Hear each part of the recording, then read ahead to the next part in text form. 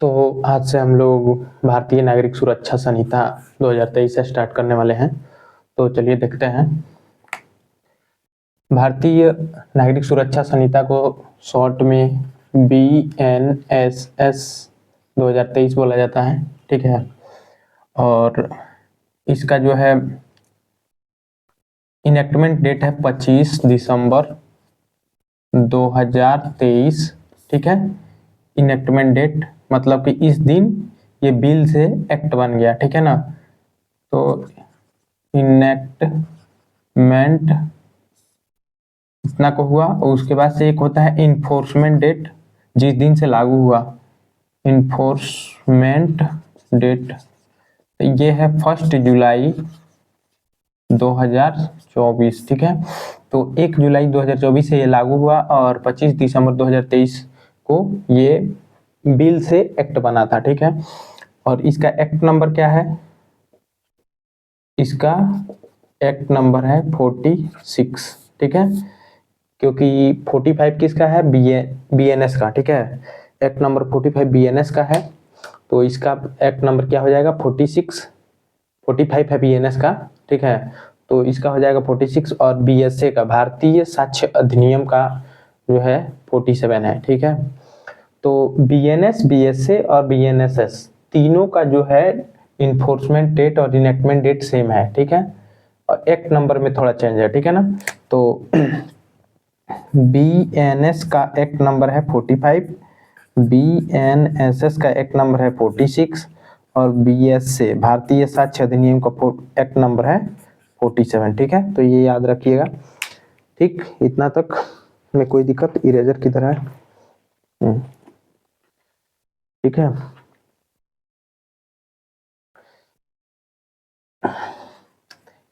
इसमें total section कितने हैं? तो इसमें टोटल सेक्शन है 531 सेक्शन है टोटल, ठीक है। सेक्शन 531 है। चैप्टर कितना है?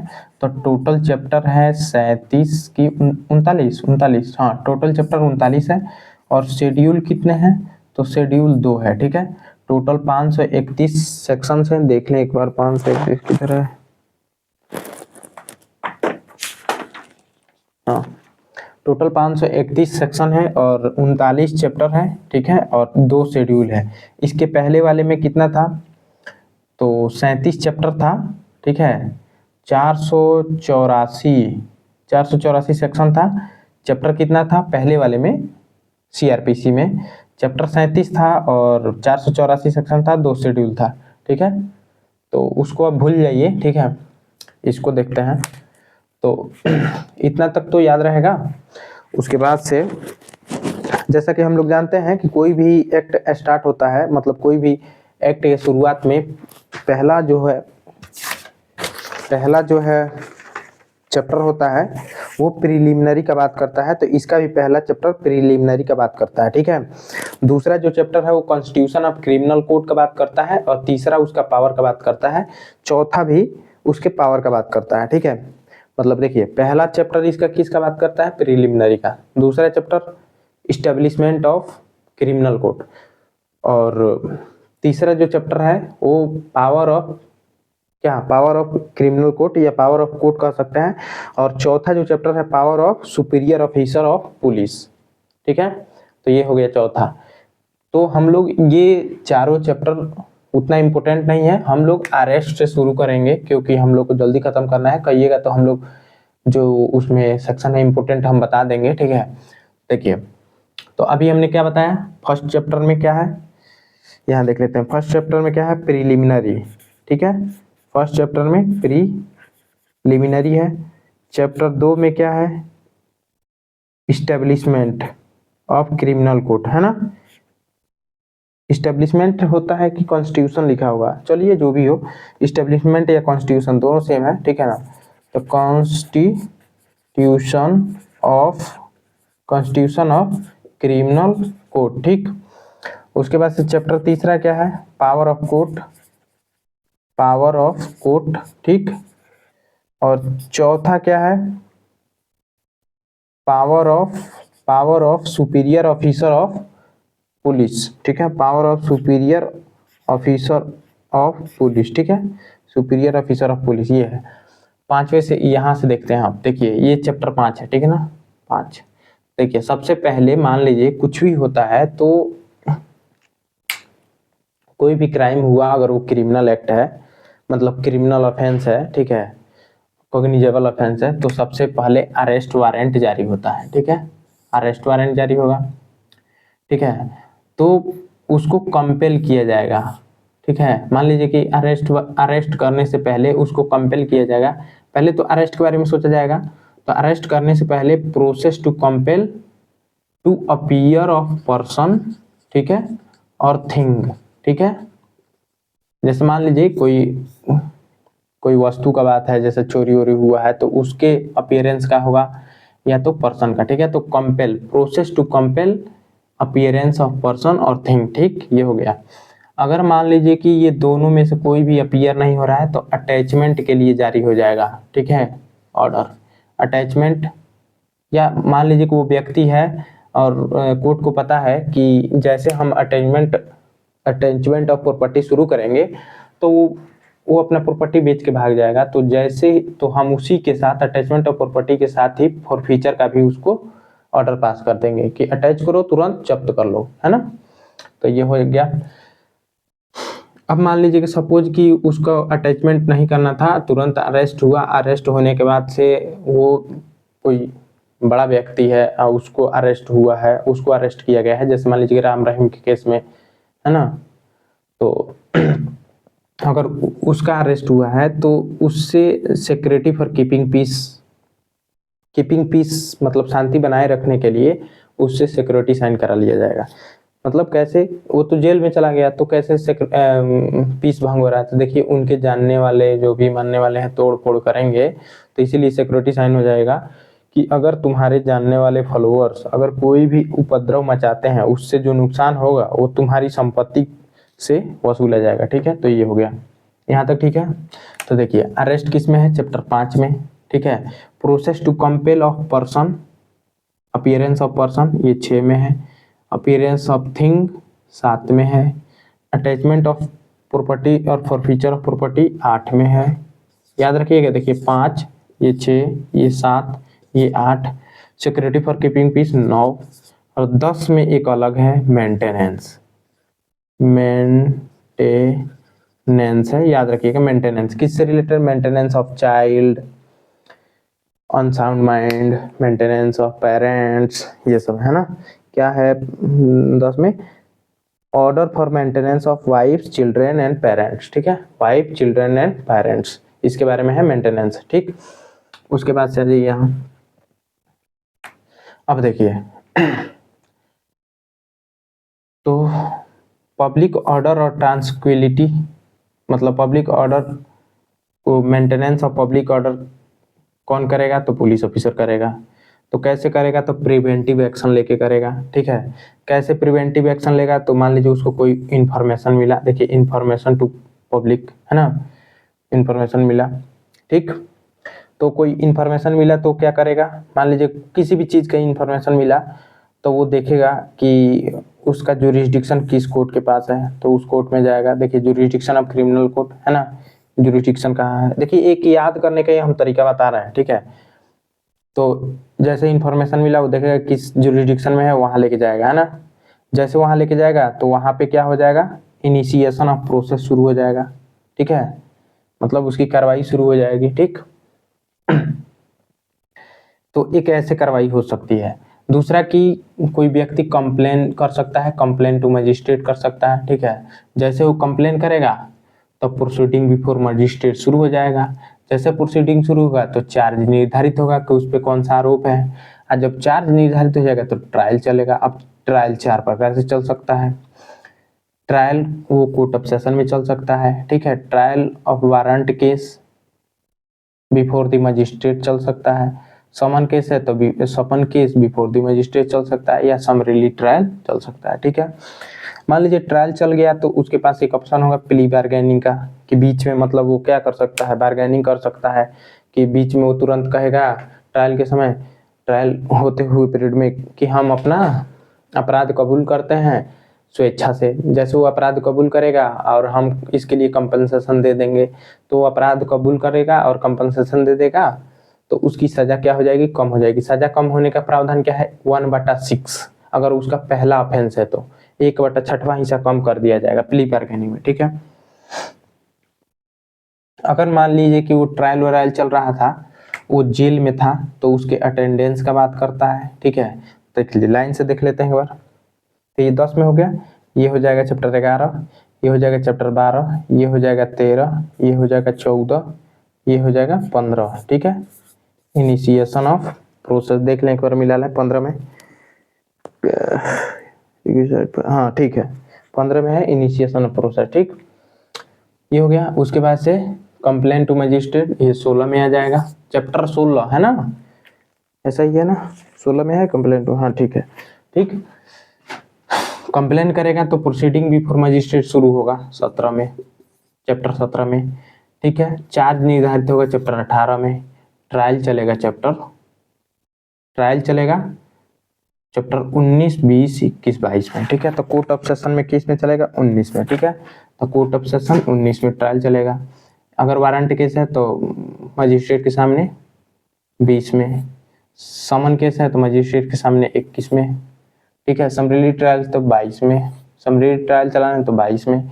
प्ली बार्गेनिंग, अगर मान लीजिए उसको तुरंत अपनी स्वेच्छा से अपराध को कबूल कर लेना है तो वो आ जाएगा 23 में, चैप्टर 23 में। मिला ले एक बार हम, चलो हाँ ठीक है। अब मान लीजिए कि वो ट्रायल वायल चल रहा था, वो जेल में था, तो उसके अपीयरेंस का, अटेंडेंस का, कि उसको बुलवाया जाए, ठीक है, तो वो आएगा 24 में, कि उसको बुलवाना है, अपीयर कराना है, ठीक। अब मान लीजिए कि ट्रायल के समय अगर कोई एविडेंस ट्रायल के समय एविडेंस चाहिए या इंक्वायरी के समय, तो वो आएगा 25 में। सही है ना, सही जा रहा है ना, हाँ ठीक है, ठीक। और इतना सब होने के बाद लास्ट में आएगा जजमेंट, है ना। और जजमेंट के बाद भी क्या आएगा, जजमेंट के बाद अपील आएगा। तो जजमेंट किस में है, जजमेंट आ जाएगा 29 में। आप कहिए कि इसमें 26, 27, 28 कहाँ गया, तो 26, 27, 28 इसी में का प्रोसेस है, पढ़िएगा सब समझ में आ जाएगा। 26 में है इंक्वायरी और ट्रायल से रिलेटेड है, ठीक है। अब बताएं, इसके बाद भी एक जनरल प्रोविजन है, देखिए एविडेंस इन ट्रायल इंक्वायरी, ठीक है ना, एविडेंस लिया जाएगा ट्रायल और इंक्वायरी के पीरियड में, एविडेंस लिया जाएगा, है ना। तो एक और 26 में है कि जनरल एक प्रोविजन है, general provision to collect evidence in trial और इंक्वायरी, ये है, तो वो क्या है 26 में, ठीक है। और 27 में एक और है वैसे ही, provision as to accused person of unsound mind. तो मान लीजिए कि ट्रायल के समय अगर वो अनसाउंड माइंड है तो उस पर कैसा, किस प्रकार से ट्रायल चलेगा, उसके बारे में 27 में। 28 में provision as to offence affecting the administration of justice, ठीक है, तो है 28 में, ठीक है। तो उसके बाद से हम एक ही बार मान लीजिए कि एविडेंस लिया गया, एविडेंस के बाद से जजमेंट आ जाएगा, जजमेंट के बाद से क्या हो जाएगा, अपील। तो अपील किस में होगा, नहीं, जजमेंट के बाद से submission of death sentence for, हाँ, अगर मान लीजिए जजमेंट आ गया, जजमेंट कौन दे रहा है, कोर्ट ऑफ सेशन जजमेंट दे देगा तो कन्फर्मेशन के लिए भेजेगा, तो उस चैप्टर 30 में भेजेगा कन्फर्मेशन के लिए, किसमें, कन्फर्मेशन, ठीक है, चैप्टर 30 में भेजेगा कन्फर्मेशन के लिए। देखिए 37 चैप्टर है टोटल में, 39 चैप्टर है, तो देखिए 30 तक आ गए हम लोग। यहाँ तक कोई दिक्कत है 30 तक में, एक बार और देखते हैं। देखिए भारतीय नागरिक सुरक्षा संहिता हम लोग पढ़ रहे हैं, BNSS 2023, ठीक। तो इसका इनेक्टमेंट डेट क्या है, मतलब द्रौपदी मुर्मू का साइन जब हुआ तो बिल से एक्ट बन गया, तो कब वो साइन हुआ, और उसी को इनेक्टमेंट डेट बोलते हैं 25 दिसंबर 2023 को, ठीक। इन्फोर्समेंट डेट क्या है, तो जिस दिन से ये एक्ट लागू हो गया भारत में वो है 1 जुलाई, जुलाई है ना जी, 1 जुलाई ना है, बड़ा आ जाएगा तो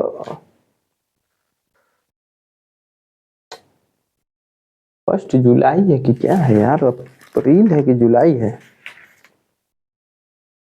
अप्रैल है कि जुलाई है, आई थिंक अप्रैल होना चाहिए, हाँ। चलिए आप लोग कमेंट में बताइएगा अप्रैल है कि जुलाई है, ठीक है। तो चलिए, तो इसको अभी हम लोग कंफर्म मान के नहीं चलते हैं, लेकिन फर्स्ट हमको लगता है अप्रैल होना चाहिए, क्योंकि दिसंबर, जनवरी, फरवरी, मार्च, अप्रैल 4 महीने बाद अप्लाई हुआ था, लागू हुआ था, ठीक है। तो इसको नहीं, ठीक है, आप लोग कमेंट करके बताइए। ठीक है, और इसका एक्ट नंबर है 46। ठीक है, इसमें टोटल सेक्शन है 531। ठीक है, चैप्टर है 39 और शेड्यूल है 2। ठीक है, फर्स्ट शेड्यूल और सेकंड शेड्यूल। ठीक है, अब स्टार्ट होता है चैप्टर 1। हर एक जो भी एक्ट भारत में बना है या बनता है तो पहला चैप्टर उसका क्या, प्रिलिमिनरी का बात करता है। ठीक है, प्रिलिमिनरी, कॉन्स्टिट्यूशन को छोड़ के, है ना। कॉन्स्टिट्यूशन में क्या है फर्स्ट में, कमेंट में बताइएगा। ठीक है ना, और उसका जो बता रहे हैं short title, extent and commencement किस चैप्टर में है, लास्ट वाले चैप्टर में है ये। ठीक है ना, शॉर्ट टाइटल जो नामकरण होता है, जो उसे प्रिलिमिनरी भी बोल सकते हैं, तो वो लास्ट में दिया हुआ है कॉन्स्टिट्यूशन में। तो देखिए, तो इसका फर्स्ट चैप्टर क्या है, प्रिलिमिनरी। सेकंड चैप्टर क्या है, constitution of criminal code. Third chapter मतलब तीसरा चैप्टर क्या है, पावर ऑफ कोर्ट। चौथा चैप्टर क्या है, पावर ऑफ ऑफिसर, ऐसे कुछ है ना, power of special officer of police. ठीक है ना, चैप्टर 4 में है। 5 से शुरू होता है अरेस्ट। ठीक, तो अरेस्ट कैसे होगा, तो उसको कंपेल किया जाएगा। पहले अरेस्ट से पहले मान लीजिए कंपेल किया गया पर्सन को उपस्थित होने के लिए या किसी थिंग्स को कोर्ट में एथी करने के लिए। ठीक है, अगर मान लीजिए कि अपीयर नहीं हुआ तो अटैचमेंट ऑफ प्रॉपर्टी जारी हो जाएगा, मैंने भागा फिर रहा है, अरेस्ट भी नहीं हो पा रहा है। ठीक है, तो अटैचमेंट ऑफ प्रॉपर्टी चालू कर दिया जाएगा। मान लीजिए कि वो अटैचमेंट ऑफ प्रॉपर्टी उसको पता है कि अगर अटैचमेंट जैसे जारी करेंगे वो जमीन बेच के भाग जाएगा, तो अटैचमेंट के साथ फॉरफीचर भी कर सकते हैं। ठीक है, मान लीजिए कि वो गिरफ्तार हो चुका है तो क्या करेंगे, तो सिक्योरिटी साइन करा लेंगे पीस के लिए, कि उसके फॉलोअर्स अगर कोई उपद्रव मचाते हैं तो उसकी संपत्ति को बेच के वो हर्जाना चुकाया जाएगा। ठीक है, तो ये हो गया। 10वां में क्या है, maintenance of child, maintenance of wife, child and parents. 10, chapter 10 में है। तो चैप्टर 11 में क्या है, तो अब पब्लिक ऑर्डर एंड ट्रांसक्विटी है। कौन मेंटेन रखेगा, ये पुलिस का काम है। तो कैसे रखेगा, तो प्रिवेंटिव एक्शन करके, है ना। ठीक, और उसके बाद से क्या है, इंफॉर्मेशन। मान लीजिए कि पुलिस को पब्लिक के द्वारा इंफॉर्मेशन कोई मिला तो ले जाएगा जुरिडिक्शन ऑफ क्रिमिनल कोर्ट के पास, जहाँ जुरिडिक्शन है उसका। ठीक, उसके पास ले गया तो वो क्या करेगा, इनिशिएशन ऑफ प्रोसेस शुरू कर देगा।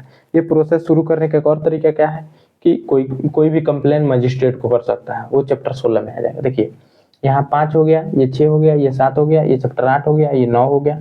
यहाँ 10 मेंटेनेंस बता ही दिए, 11 में maintenance of public order and tranquillity by police officer, 12 में प्रिवेंटिव एक्शन है, 13 में इंफॉर्मेशन टू पब्लिक, 14 में क्या है, जुरिडिक्शन ऑफ क्रिमिनल कोर्ट, 15 में क्या है, इनिशिएशन ऑफ प्रोसेस। ये प्रोसेस एक और तरीके से शुरू हो सकता है कि हम पुलिस को न देकर डायरेक्ट कंप्लेन कर सकता है मजिस्ट्रेट को, है ना, 16 में। ठीक, तो वो भी प्रोसीडिंग बिफोर मजिस्ट्रेट, प्रोसीडिंग शुरू हो जाएगा 17 में।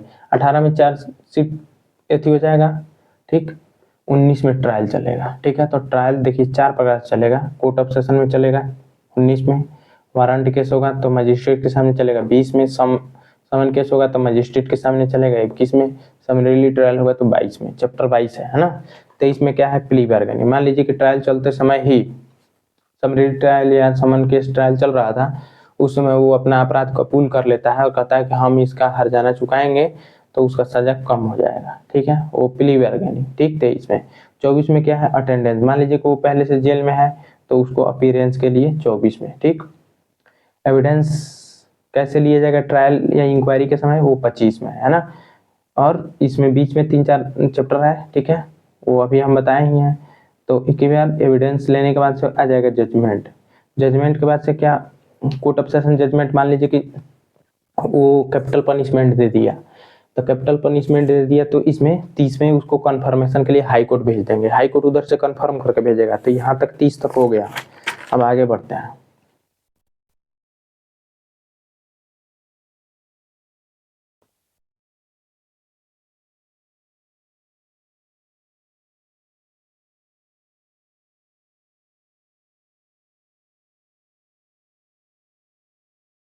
ठीक, कन्फर्मेशन कर दिया। अब मान लीजिए कि वो कंफर्म कर दिया कि हाँ कैपिटल पनिशमेंट जो कोर्ट ऑफ सेशन के द्वारा दिया गया है वो सही है, तो कंफर्मेशन जैसे मिलेगा तो भाई तो वो आगे भी तो जाएगा, तो वो अपील करेगा। क्या करेगा, अपील। तो 31 में क्या है, अपील। अपील कर दिया, ठीक, अपील कर दिया। अपील के बाद से मान लीजिए कि अपील में देखा गया कि नहीं भाई वो उसको दिया गया तो जो सजा वो गलत है, तो उसको रोका जा सकता है 32 में, है ना। तो क्या है, रिवीजन है, क्या है, रेफरेंस एंड रिवीजन, है ना, रेफरेंस एंड रिवीजन। हालांकि देखिए क्रिमिनल केसेस में रिवीजन नहीं होता है जो भी, लेकिन अरे एक याद करने का तरीका हम बता रहे हैं, ठीक है। तो रिवीजन 33 में क्या है, चैप्टर 33 में ट्रांसफर ऑफ केसेस, है ना, ट्रांसफर ऑफ क्रिमिनल केसेस, ठीक। 34 में ये तो एक्स्ट्रा मान लीजिए, जैसे मान लीजिए वो अपील किया, तो अपील करने के बाद से क्या हो सकता है, अपील में उसको अपील को खारिज करते हुए या अपील सुनने के बाद भी अगर उसको सजा वही बरकरार रहता है तो क्या कर दिया जाएगा, एक्सक्यूशन के लिए भेज दिया जाएगा 400 किसमें 9 में कि किसमें, एक्सक्यूशन के लिए भेज दिया जाएगा, है ना, एक्सक्यूशन, ठीक, एक्सक्यूशन के लिए भेज दिया जाएगा। या मान लीजिए कि अपील सुनने के समय लगा कि नहीं ये गलत है, तो उसको क्या कर दिया जाएगा, सस्पेंशन, है ना, उसको रिमीशन किया जा सकता है, ठीक है। अगर मान लीजिए कि वो सही है तो कन्विक्शन किया जा सकता है, ठीक है। तो ये है 34 में, ठीक। 35 में क्या है भैया, चैप्टर 35